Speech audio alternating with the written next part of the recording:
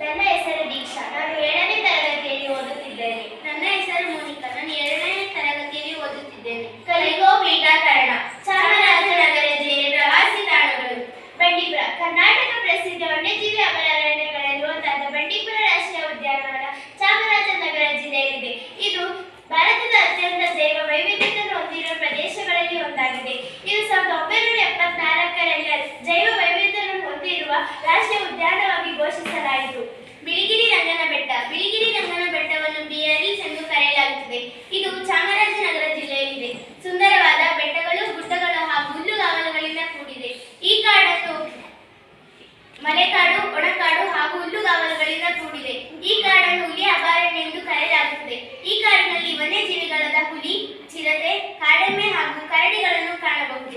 ಬಳೆ ಮಂಟಪ. ಬಳೆ ಮಂಟಪವು ಚಾಮರಾಜನಗರ ಜಿಲ್ಲೆ ಯಳಂದೂರು ತಾಲೂಕಿನಲ್ಲಿರುವ ಪ್ರಸಿದ್ಧ ಸ್ಥಳವಾಗಿದೆ. ಈ ಮಂಟಪವು ಬಳೆ ಕಂಬಗಳಿಂದ ಕೂಡಿರುವ ಕಾರಣ ಇದಕ್ಕೆ ಬಳೆ ಮಂಟಪ ಎಂಬ ಹೆಸರು ಬಂದಿದೆ. ಸ್ಥಳೀಯ ಜನರು ಧಾರ್ಮಿಕ ಹಾಗೂ ಸಾಂಸ್ಕೃತಿಕ ಕಾರ್ಯಕ್ರಮಗಳನ್ನು ಆಚರಿಸುತ್ತಾರೆ. ವಿಶೇಷವಾಗಿ ಹಬ್ಬಗಳು ಮತ್ತು ಬ್ರಹ್ಮೋತ್ಸವ ಸಮಯದಲ್ಲಿ ಈ ಮಂಟಪಕ್ಕೆ ಭಾರಿ ಮಹತ್ವವಿದೆ. ಹಿಮವದ್ ಗೋಪಾಲ ಸ್ವಾಮಿ ಬೆಟ್ಟ. ಹಿಮವದ್ ಗೋಪಾಲ ಸ್ವಾಮಿ ಬೆಟ್ಟ ಒಂದು ಸುಂದರ ಪರ್ವತ ಶ್ರೇಣಿಯಾಗಿದೆ. ಇದರ ಎತ್ತರ ಸುಮಾರು 450 ಮೀಟರ್ ಎತ್ತರವಾಗಿದೆ.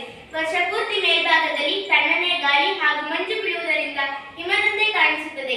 ಈ ದೇವಾಲಯವು ಹೊಯ್ಸಳ ಕಾಲದ್ದು ಎಂಬ ಪೂರ್ವ ನಂಬಿಕೆ ಇದೆ. ಶ್ರೀ ವಿವೇಕಾನಂದ ಶಾಲೆ. ಶ್ರೀ ವಿವೇಕಾನಂದ ಶಾಲೆ ಚಾಮರಾಜನಗರ ಜಿಲ್ಲೆ ಅಣೂರು ತಾಲೂಕಿನಲ್ಲಿರುವ ಪ್ರಸಿದ್ಧ ವಿದ್ಯಾಸಂಸ್ಥೆಯಾಗಿದೆ.